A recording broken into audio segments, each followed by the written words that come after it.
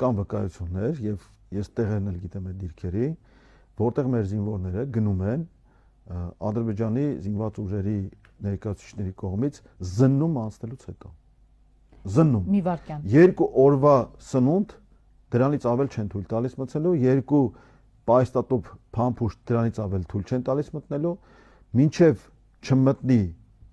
փոխարինող զինվորը այնտեղից դուրս չեն գալիս, այսինքն մենք ունենք վիճակներ Հայաստանի Հանրապետության այո, Հայաստանի Հանրապետության տարածքում գտնվող մարտական հենակետեր կան, որտեղ ադրբեջանցին հայ զինվորին զննում են նոր է թողում այո, նոր է բարձրանալ։ թողնում այնտեղ բարձրանալ, պատանդ են պահում։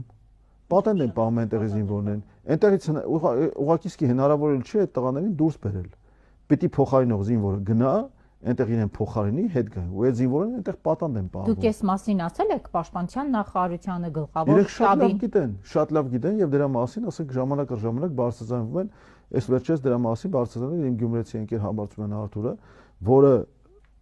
պատրաստակամություն է հայտնել, ասենք ինքն էլ շատ լավ գիտի տեղերը, պատրաստակամություն է հայտնել եւ ընդդիմադիր падգամավորներին եւ դիմադիր падգամավորներին վերցնել տանել այդ դիրքերը։ Այդ դիրքերը Հայաստանի ո՞ր մարզում տեղակայված դիրքեր են։ Սյունիքում դիրքեր են։ Սև լճի շրջակայքում դիրքեր են։